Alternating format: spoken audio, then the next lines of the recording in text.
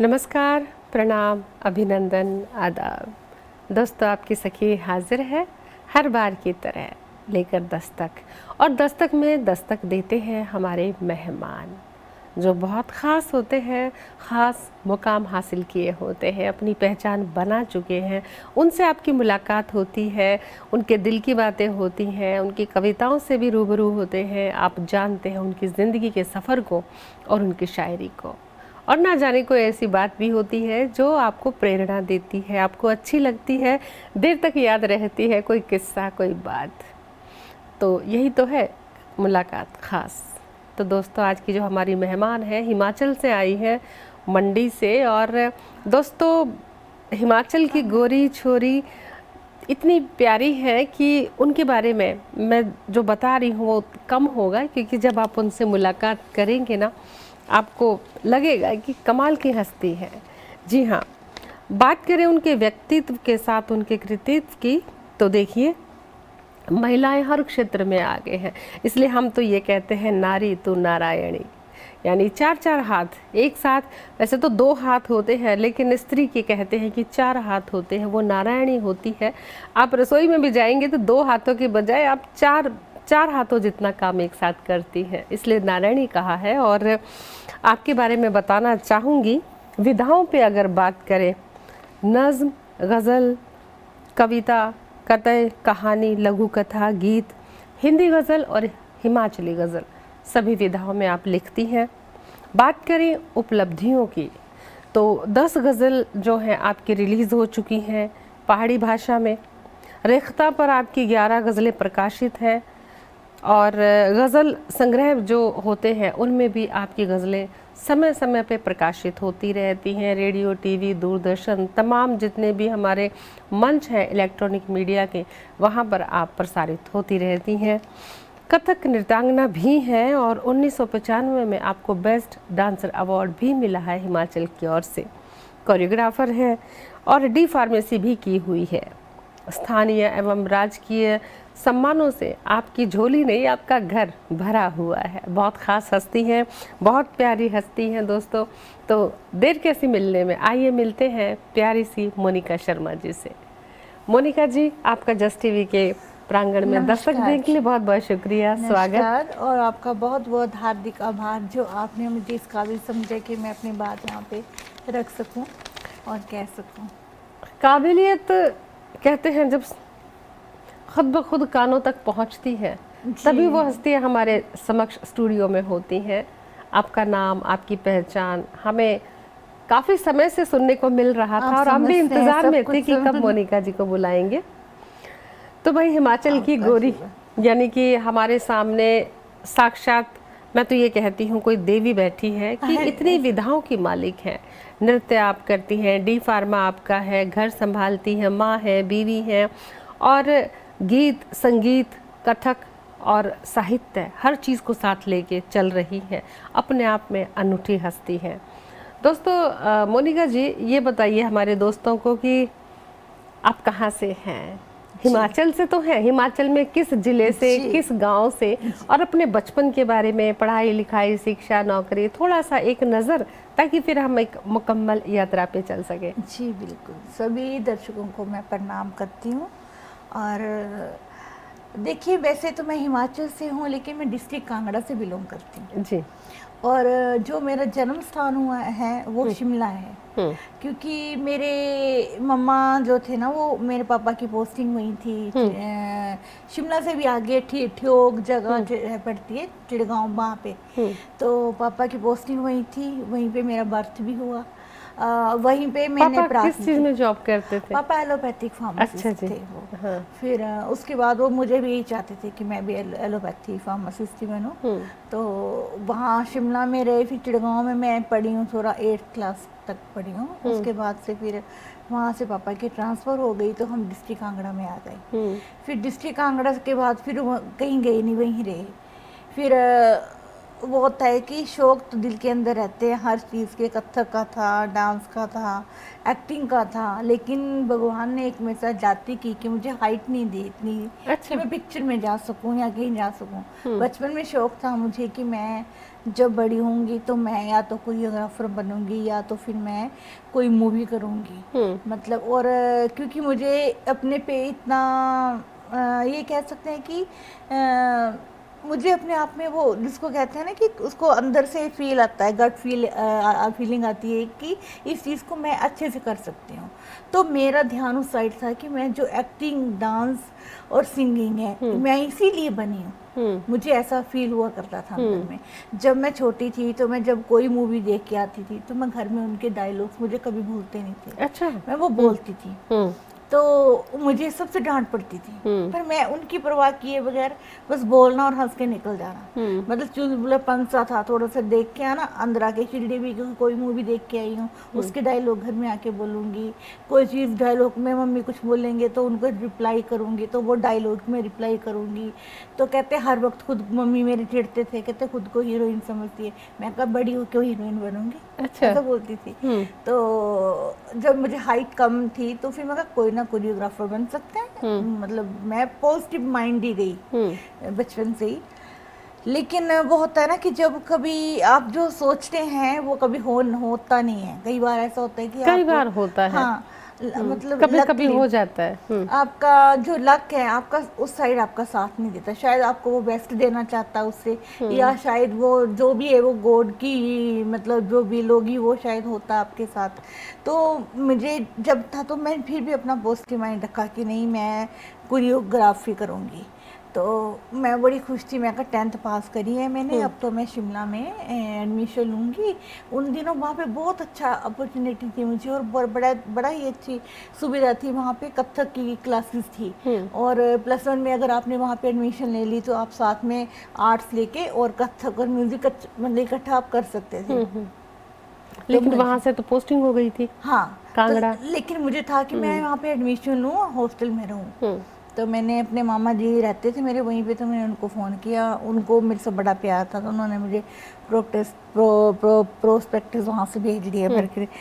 तो वहाँ पे जो हमारे टीचर थे तो हमारे रंजीत सर थे 10th में, पवन सर और हमारी मैम में थी बीना मैम सारी, वो सब मुझसे घर पे मिलने आए कि ये बच्चा बहुत पढ़ने में लाइक है तो ये आर्ट्स रखना है क्यों बोल रही इसको, तो मेडिकल रखना चाहिए। मेरे मम्मी डैडी का जो माइंड था, माइंड सेट किया हुआ था मैंने कि वैसा करूँगी, सारा चेंज हो गया उन्होंने। पहले चलती भी नहीं थी ना। हाँ। आज की तरह नहीं है। आज तो बच्चे से पूछते हैं कि क्या करना चाहते हो। हाँ, हमारे टाइम पे तो ये होता था कि तुम्हें ये करना है। बिल्कुल। तो मुझे उन्होंने कहा कि आप कि सब टीचर ये कह रहे हैं कि मेडिकल रखना, और आर्ट्स में क्या है, डांस डूंस जो है वो मरासियों के काम होते हैं, आप लोगों के काम नहीं है। मेरे नाना जी भी यही कहते थे, सब यही कहते।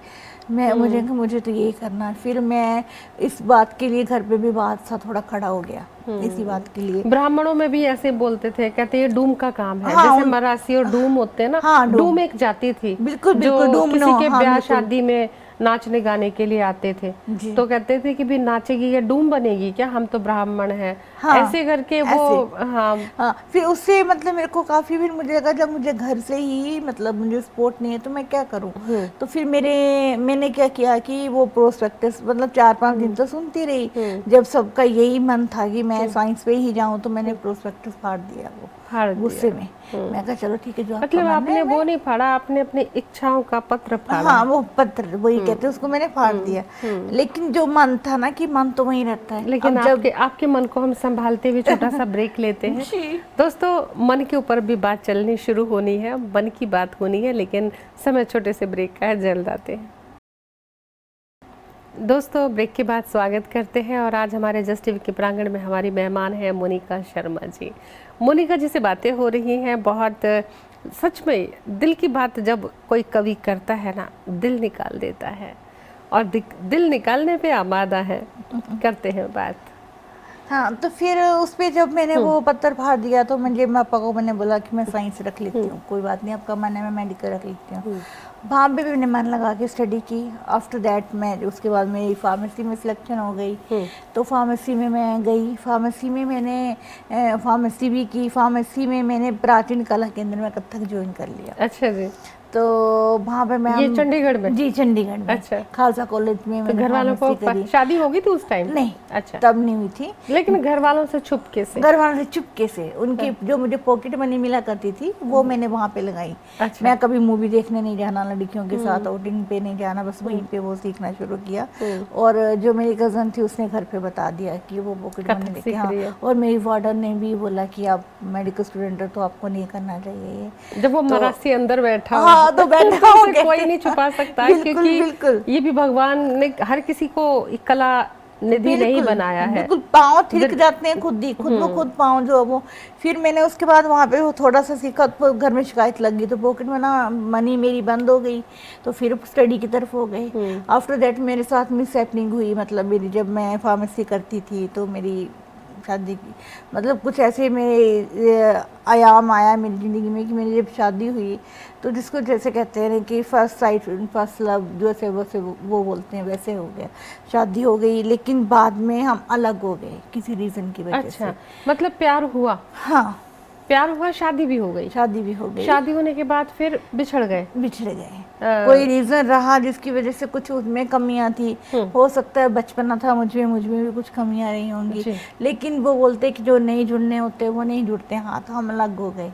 अलग हो गए तो मेरी बाद में बेटी भी हुई। तो अलग होने के बाद फिर जब मैंने 4-5 साल मैंने अपना जॉब किया ये फार्मेसी वाला, तो उसी दौरान मेरे पापा जी ने मेरे को मतलब मैट्रिमोनियल के थ्रू मेरा रिश्ता हुआ, तो मेरी शादी हुई, मतलब सेकंड मैरिज। हाँ, तो उस सेकंड मैरिज के बाद जब सुंदरनगर पहुंची तो वहाँ पे मैंने कथक वहाँ पे मैंने ज्वाइन किया। दिनेश गुप्ता सर से मैंने कथक सीखा। लेकिन जो आपके पति थे उन्होंने मना नहीं किया? नहीं, उन्होंने मना किया। उन्होंने कहा कि हाँ, अच्छा। उन्होंने कहा कि ये औरतों के काम नहीं होते। अच्छा जी। औरतों का काम होता है कि घर में काम करो, वो खाना बनाओ, ये सब चीजें नहीं होती हैं। लेकिन मैंने उनसे चुपके से ज्वाइन कर दिए, फीस दे दी। अच्छा जी। फिर जब उन्हें पता चला कि जाती है बीच में, क्योंकि वो दिन में ऑफिस में होते थे, जब उनके आने का टाइम होता शाम को, तो मैं बीच में चले जाके ज्वाइन कर आते थे। हम 2 घंटे 3 घंटे सीख के आ जाते थे वापस। फिर उनको धीरे धीरे किसी ने, जो हमारा करेन्ने वाला भैया था, उसने बात की कि मैम जाते हैं दिल्ली वहाँ पे, तो उनके हाथों में भिजवा देंगे। कुछ सामान की बात थी चल रही, उनका कोई, मुझे भूल गई क्या सामान था। तो उन्होंने मुझे पूछा कि मोनो तू जाती है वहाँ पे ऐसे कथक में? कहा मुझे सीखनी है।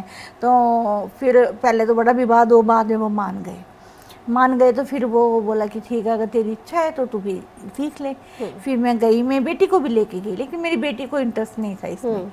तो मैं गई और मैं वहाँ पे जितने भी बच्चे सीखते थे, जब एग्ज़ाम हुआ हमारा तो उनमें मैं नंबर 1 पे आई। क्या बात है। तो बस ये इसमें और लिखने का ये होता रहा कि जो दर्द बैठता रहा अंदर कि जो मेरे साथ हुआ, रिश्तों की टूटन घुटन और कुछ मतलब प्रेशर घर वालों का, तो वो जो है ना, वो मेरा लिखने में, मुझे लगता है कि जो लिखते हो ना आपकी सारी फ्रस्ट्रेशन उसमें निकल जाती है। जज्बात किसी से साझा नहीं कर सकते। कागज ही सच्चा मित्र है। हाँ, कागज पे आप लिखोगे ना, बस लिखना, वहां से मेरी जर्नी शुरू हुई। ऐसे लिखती बचपन के बाद से नहीं, लिखती बचपन में थी, लेकिन वो मजाकिया होते थे, जैसे कि गंभीर शायरी नहीं थी। वो शायरी होती थी जैसे किसी पेड़ पौधे पे कर दी, किसी जानवर पे कर दी, जैसे पहले के जमाने पे कॉमिक्स वगैरह चलती थी, बाल कविता, इस तरह की मैं करती रहती थी। तो मेरी सबसे पहली कविता मेरी छपी थी 9th क्लास में, और उसका शीर्षक था राजू घटाचंद। अच्छा। वो वीर प्रताप मैगजीन में छपी, और वो मैंने नहीं भेजा, वो हमारे सर थे, बाल सभाएं हुआ करती थी हमारे टाइम स्कूल में सैटरडे वाले दिन। तो वो उन्होंने वहाँ पे मेरी फ्रेंड ने बोला कि मोनिका ने एक कविता लिखी है और वो बोल नहीं रही है। तो मुझे लगता था कि मैं बोलूँगी तो सब मेरे पे हंसेंगे, क्योंकि मुझे घर का ही माहौल पता था, घर वालों को उतना थी, वो सब मतलब नहीं इंटरेस्ट लेते थे इस चीज़ पे।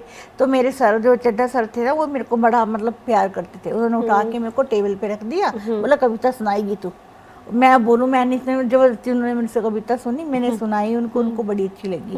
उन्होंने ली मेरे से और वीर प्रताप में भेजी, और वो प्रकाशित भी हो गई। क्या बात है। पर मोनिका, एक बात तो है कि घनेरे बादलों के बीच से जब सूरज की किरणें निकलती हैं और सूर्य उदय होता है, उसकी रोशनी ज्यादा लुभावनी होती है। हाँ, है ये ना? बिल्कुल स्त्री सही का कह रहे हैं संघर्ष आप। भी ऐसा ही है संघर्ष कि है। कितना अंधेरा चीर के वो निकलती है बाहर, अपनी ख्याति, अपना नाम, अपनी पहचान बनाती है। जी। और आप उनमें से एक हैं कि कितनी विषम शुक्रिया, परिस्थितियां आई शुक्रिया। हैं।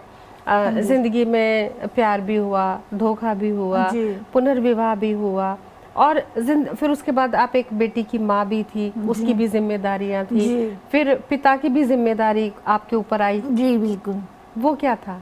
वो एक्चुअली मेरे पापा मतलब मेरे पे बहुत विश्वास करते थे कि ये मेरी बेटी नहीं है, मेरा बेटा। कब उन्होंने शुरू से मुझे यही कहा कि ये मेरा बेटा है, क्योंकि मैं उनकी हर मतलब घर की हर प्रॉब्लम में मैं खड़ी हो जाती दो थी। बहनें भी थी, आप बड़े 3 थे बहनें। जी, आप सबसे सबसे बड़ी बड़ी मैं, थी। जी। तो सबसे बड़ा जो भी बच्चा होता है पिता का सहारा होता है। जी। और फिर उनके जाने के बाद आपने उनकी जो है केमिस्ट शॉप को चलाया। नहीं, केमिस्ट शॉप मेरी थी। अच्छा जी। जब मैं जॉब करती थी उस दौरान मैंने वो केमिस्ट शॉप डेवलप की कृष्णा मेडिकल स्टोर के नाम से। और इस वक्त आप रन कर रही हैं इस मेडिकल वक्त हाँ, जो नहीं वो भी रन कर रही हूँ। और जो पापा एलोपैथी से रिटायर हुए थे तो उनका अंतरिक्ष का बिजनेस था जी यूटेंसिल्स का, जी। तो उसको मैंने जारी रखा।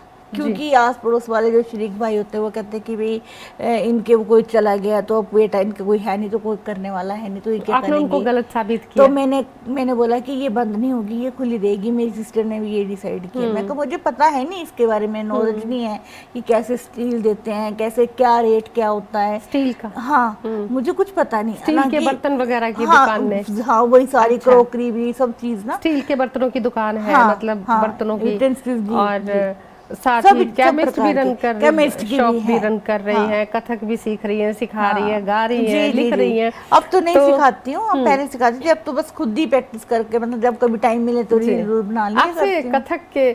कथक का कुछ एक्सप्रेशन, एक लुक, एक नजर, हालांकि कविताओं का दौर चलेगा लेकिन हाँ, थोड़ा सा कथक का मैं आपको अभी ऐसा हो सकता है कि जैसे बैठे बैठे मैं आपको एक्सप्रेशन बता सकती हूँ बिना म्यूजिक के। क्योंकि बिना म्यूजिक के। और ऐसे जो कथक जो है वो तत्काल पे बेस्ड होता है। तत्काल पे जैसे आ जाता है कि आपका ता थे तत आ थे तत ता थे तत आ थे तत, ये ही पे चलता रहता है। इसको आप 2 गुण होगा, पहले 1 गुण होगा, 2 गुण होगा, 3 गुण होगा, 4 गुण, फिर नहीं 3 गुण नहीं 4 गुण, 8 गुण, फिर 8 गुण 16 गुण, 32 गुण, 64 गुण तक भी जाता है। बताओ। लेकिन वो करने वाले पे डिपेंड करता है कि आप कितनी प्रैक्टिस करते हो। और कथक में तत्काल एक सबसे ज्यादा मेन चीज है, अगर आपको वो आ गया तो आप मतलब 100% पैरों की मूवमेंट्स। हाँ, वो कथक में सबसे पहले वही सबसे ज्यादा मुद्राएं बाद में। हाँ, तो चलिए हम आपको तत्काल तो नहीं करवाएंगे। हाँ, मुद्रा के बारे में थोड़ा सा। जी बिल्कुल, मैं अगर आप चाहते तो मैं करके दिखाती हूँ।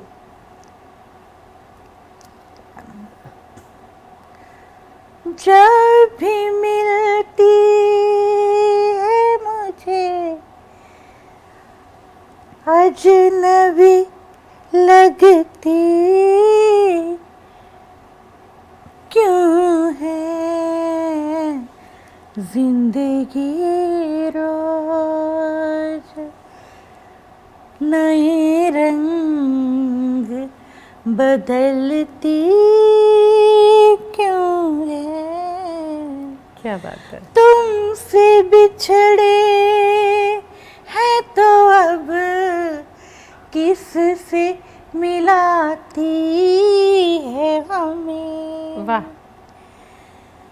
जिंदगी देखिए क्या रंग दिखाती है हमें तुमसे बिछड़े। मैं ये सोच रही हूँ बिना म्यूजिक के इतने अच्छे भाव भंगिमाएं हैं, एहसास की बात है। एक्सप्रेशन का कितना बड़ा रोल होता है। हाँ, एक्सप्रेशंस का। गीतकार गीत लिख देता है, संगीतकार संगीत में ढाल देता है, लेकिन नृत्य जो है और जो अदाएं हैं, एक्सप्रेशन सारा खेल अदाओं का है। और आप अदाओं की भी मल्लिका है। शुक्रिया, बहुत खूब मोनिका, बहुत शुक्रिया, बहुत शुक्रिया। दोस्तों, देखा आपने एक महिला कहाँ से कहाँ तक अपनी पहचान बनाती है। एक साधारण सी लड़की, साधारण से मध्य वर्गीय परिवार की, जहाँ बंदिशें थी, मुश्किलें थी, तमाम अदारे तोड़कर, समस्ता सारी बाधाएं तोड़कर बिल्कुल अपनी जगह खास बनाई है। दोस्तों, समय छोटे से ब्रेक का है, जल्द आते हैं ब्रेक के बाद। दोस्तों ब्रेक के बाद फिर से स्वागत करते हैं। मोनिका जी हमारे समक्ष बैठी हैं। हरफन मौला हस्ती हैं और कमाल की बात यह है कि बहुत अच्छी गज़ल भी कहती हैं। जितने अभिनय अदाकारी से करती हैं, थिएटर इन्होंने किया है, एक्टिंग इन्होंने की है, कोरियोग्राफर हैं और कविताओं पर आते हैं क्योंकि अपना कार्यक्रम साहित्य का है। तो साहित्य में गज़ल, गीत, नज़्म, कविता इन पर करते हैं बात। मोनिका आप गज़ल भी कहती हैं और आपकी गज़लें भी साया होती रहती हैं, समय समय पे प्रकाशित होती हैं। रेख्ता पर भी आपकी गज़लें हैं और रिकॉर्ड भी हुई हैं आपकी गज़लें। तो चलिए गज़लों पर बात कर लेते हैं। पहली गज़ल कब हुई आपकी? मेरी वैसे आप साक्षात खुद ब खुद अपने आप में ये गज़ल है। हाँ जी, शुक्रिया। नज़ाकत, वाह। ये ऐसा हुआ कि पहली गज़ल मेरी इस तरह से हुई है कि मैं पहले गज़ल नहीं लिखती थी। मेरे सिर्फ भाव हुआ करते थे जी, गज़ल नहीं हुआ करती थी जी। चलिए फिर तो स्वागत है। मैं ढूंढ रही हूँ कि कोई अच्छी सी गाने के लिए मिल जाए। अच्छा जी, ये मोबाइल में सारा मसाला रहता है आजकल। हाँ वही तो है, शायर सब कुछ, हर चीज़ हमारी मोबाइल पे उपलब्ध है जी। हाँ मिल गई तो हाँ जी जी, बिल्कुल। ऐसा है कि गज़ल के बारे में अगर बात आई है तो गज़ल की बात ऐसे चली है कि हिमाचल प्रदेश में ही डिस्ट्रिक्ट कांगड़ा से एक शायर हैं, वो संपादक भी हैं दैनिक जागरण में, और वो कहते हैं कि जिससे आपको मिलाना होता है ना, ईश्वर ने आपसे उसको मिला देता है। जिसने आपको रास्ता दिखाना होता है ना, वो आपको रास्ता खुद दिखा देता है। तो मैं लिखती थी पहले, तो मैं लिखती, लेकिन उसमें सिर्फ भाव थे, लेकिन उसमें मात्राएं नहीं थी, छंद नहीं था, कोई बहर नहीं थी। लेकिन कविता एक छंदबद्ध और गज़ल, ये गज़ल और कविता ये बिना बहर के नहीं हो सकती। बिल्कुल, अगर इसको बिना बहर के करने की आप कोशिश करेंगे तो वो गज़ल नहीं है, वो फिर आप खुद ही मजाक बन रहे। फिर मैं क्या करती थी कि मैं गाने लिखती थी और मैं फेसबुक पे डाल देती थी। फेसबुक पे मेरे फ्रेंड थे नवनीत शर्मा जी, उन्होंने मुझे एक देखते रहते थे, मैंने उन्हें कहा कि आप देखते मेरे कभी लाइक कर दिया दीजिए। वो लाइक नहीं करते थे कभी भी, मतलब कोई कमेंट कुछ टिप्पणी देते नहीं थे।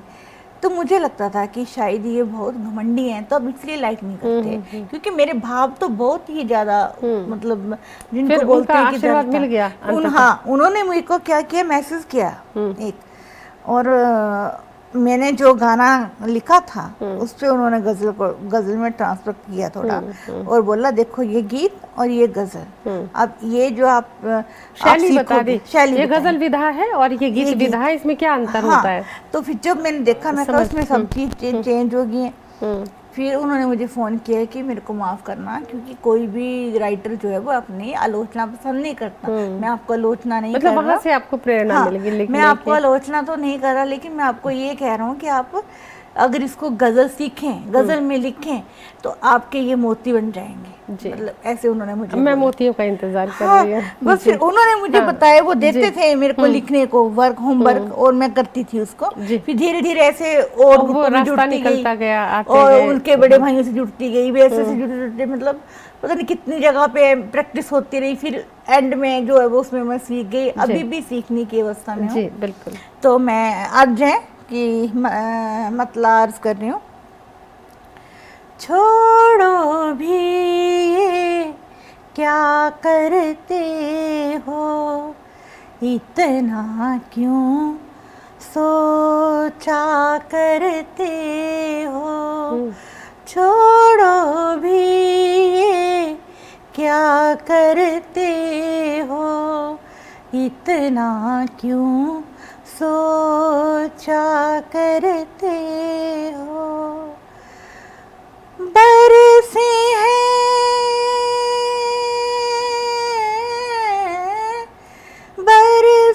हैं आँखों से शोले, बरसे हैं आँखों से शोले, बरसे हैं आँखों से शोले, किसके लिए तड़पा करते हो, बरसे हैं आँखों से शोले, किसके लिए तड़पा करते हो, छोड़ो भी ये क्या करते हो, इतना क्यों सोचा करते हो।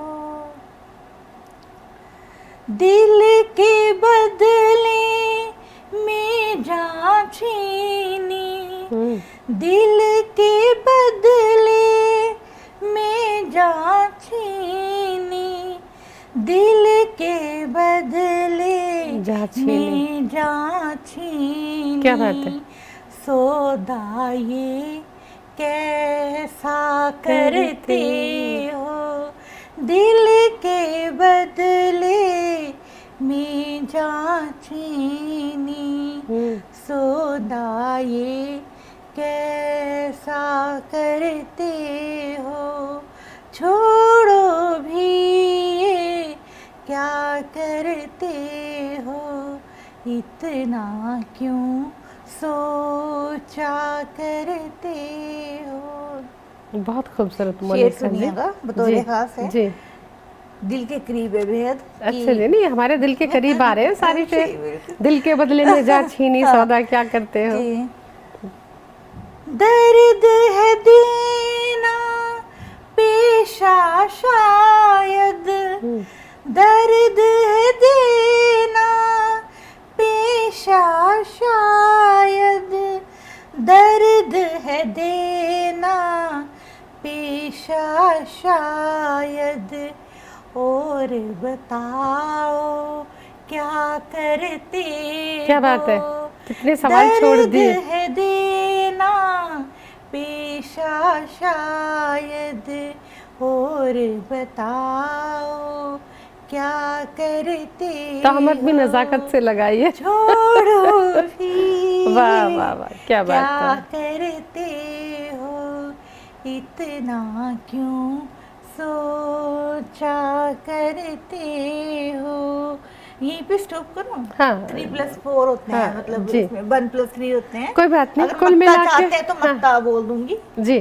कोई नहीं, दूसरी गजल सुनते हैं। इस रंग को हमने महसूस कर लिया है, और शिकायत है लेकिन बहुत सलीके से, तरीके से, बड़े करीने से शिकायतों को पिरोया है, और तोहमत भी उसी पे लगाई है, सवाल भी उसी पे छोड़े हैं, और बड़ी नज़ाकत के साथ गज़ल का बहुत खूबसूरत रूप देखा हमने। हिमाचली गज़ल भी कहते हैं, थोड़ा हिमाचली रंग हो जाए। हमारे जो दर्शक हैं वो सोचेंगे उर्मिला अभी तक हिमाचल की बात नहीं हुई। पिछले दिनों हमारी हिमाचल से अन्नू जी आए थे। अच्छा। हिमाचली पकवान बता के गए, हिमाचली कल्चर, संस्कृति, गीत।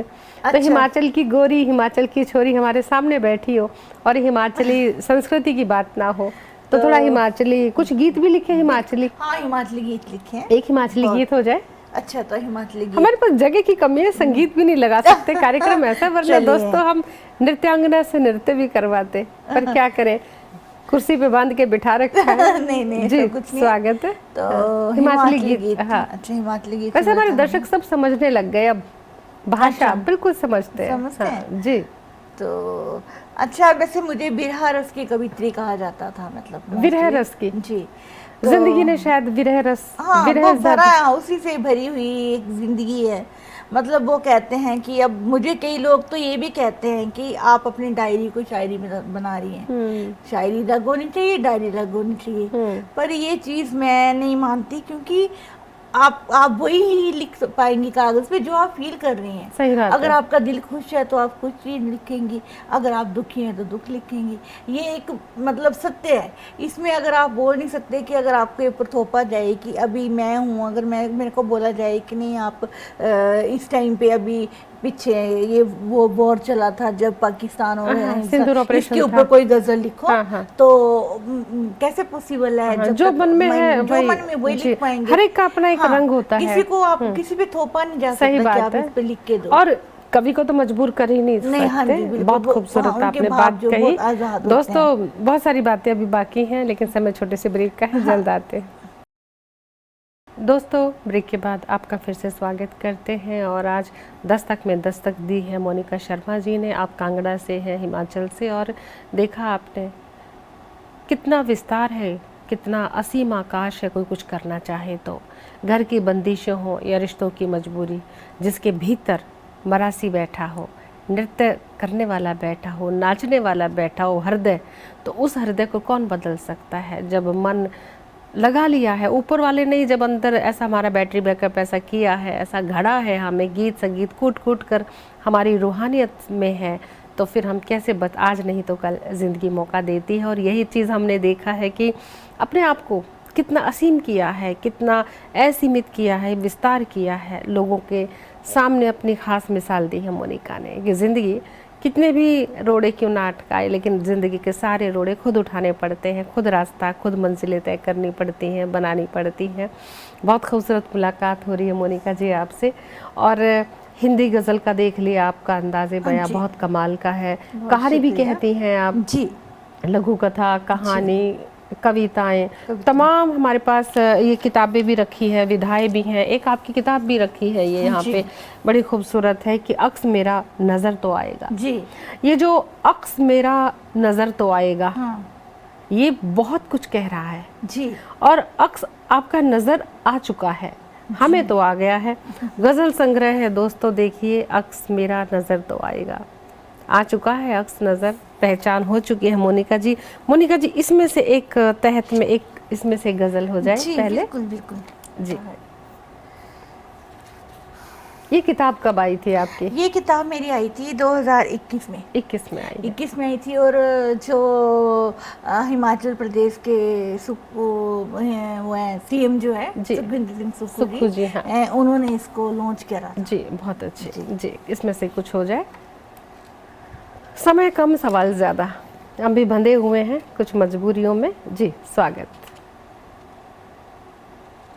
तहत में ही बताइए। हाँ। छोड़कर जा रहे नगर तेरा, छोड़कर जा रहे नगर तेरा, खूब खुशहाल हो बसर तेरा।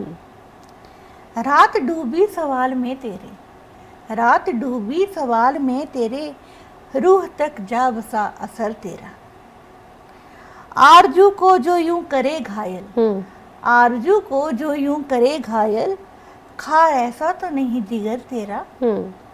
शेर देखिएगा, हम तो आपको भी देख रहे हैं। चैन दिन को ना रात को हासिल, चैन दिन को ना रात को हासिल, हाल मेरा इधर उधर तेरा। क्या बात है। शेर देखिएगा कि दिल के दीपक जलाऊं राहों में, दिल के दीपक जलाऊं राहों में, हो उजालों भरा सफर तेरा। शेर देखिएगा, शामियाना बनाऊं पलकों का, शामियाना बनाऊं पलकों का, मन तो आने को हो इधर तेरा। तूने उल्फत की छांव दी मुझको, तूने उल्फत की छांव दी मुझको, सूखे क्यों जा रहा सजर तेरा। क्या बात है। मक्ता अर्ज करती हूँ जी कि सारथी अब गिला करे किससे, सारथी अब गिला करे किससे, दिल के मालिक ही लूटे घर तेरा। क्या बात है, बहुत खूब, बहुत शुक्रिया। दिल के मालिक ही लूटे घर तेरा, क्या बात है। मोनिका जी, एक हिमाचली गजल, एक हिमाचली गीत हो जाए। हाँ, हिमाचली गजल, गजल गीत जो भी कहती हूँ जी। फिर उसके बाद हमें बहुत मजा आता है हिमाचली भाषा सुनने में जी। तो अर्ज कर रही हूँ मक्ता, सॉरी मतलब जी।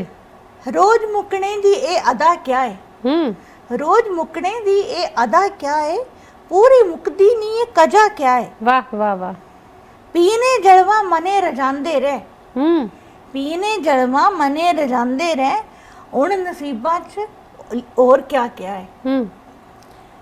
कालू तिक जूनी ढूंढती रहेंगी, जून मतलब अपनी जिंदगी, कालू तिकर जूनी तो ढूंढती रहेंगी, जानी मेरी ये तै सोचे क्या है।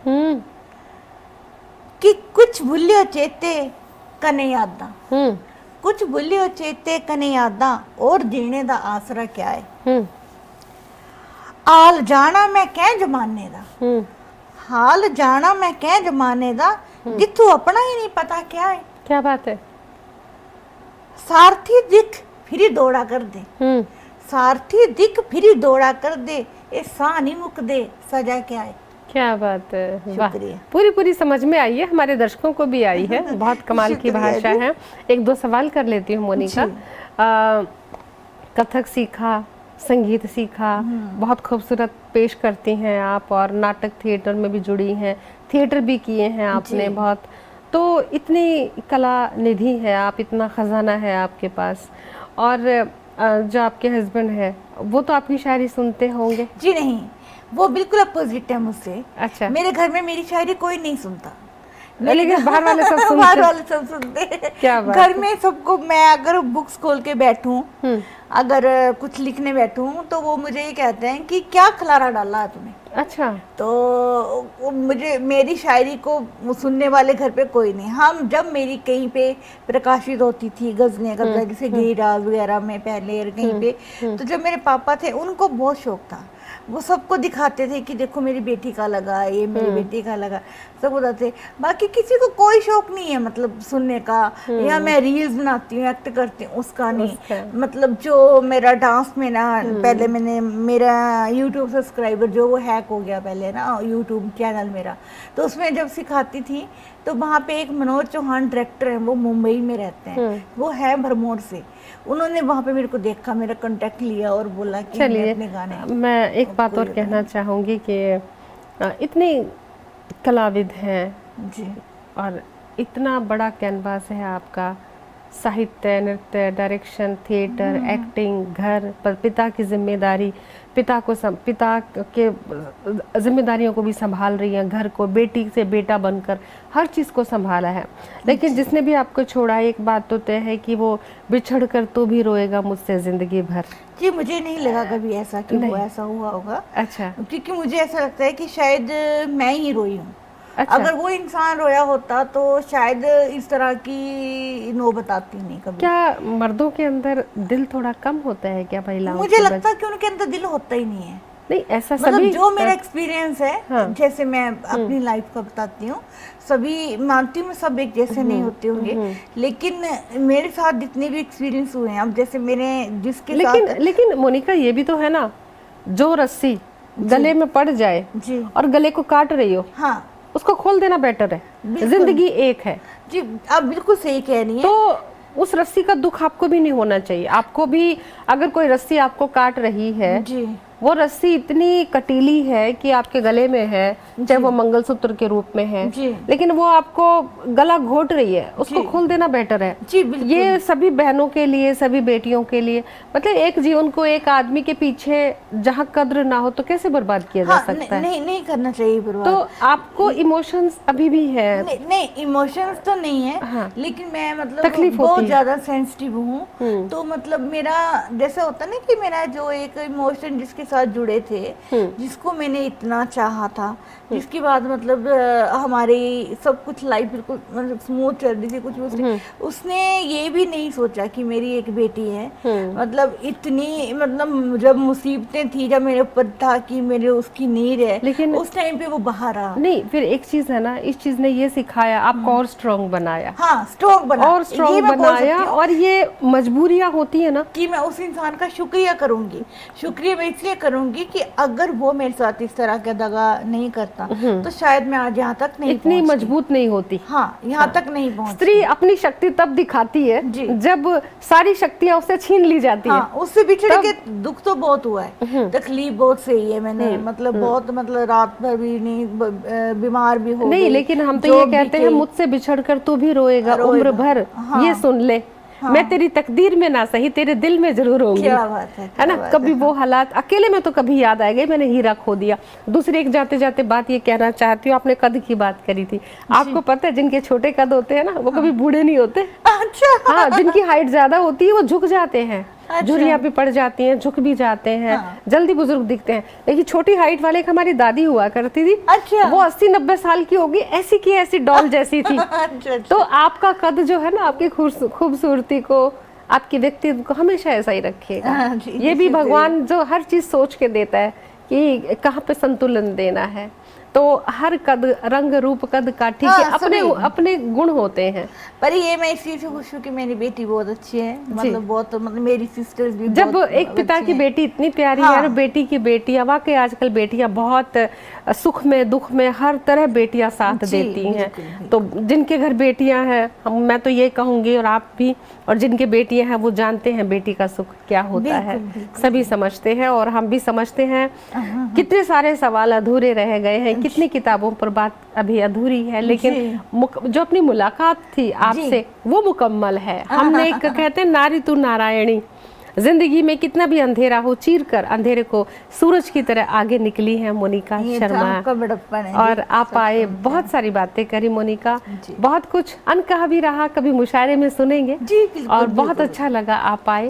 हमारे जस्ट टीवी की ओर से आपका हम धन्यवाद करते हैं। बहुत बहुत शुक्रिया, सभी दर्शकों का आभार व्यक्त करते हैं। जी दोस्तों, किसी भी इन्फो के लिए इन्फो कीजिएगा info@justbroadcasting.com पर। अपना प्यार ऐसे ही देते रहे, हम भी आते रहेंगे इतनी प्यारी शख्सियत को लेके। और अब जाते जाते यही कहेंगे कि मोनिका जी को और मुझको, हम दोनों को दीजिए अनुमति। नमस्कार।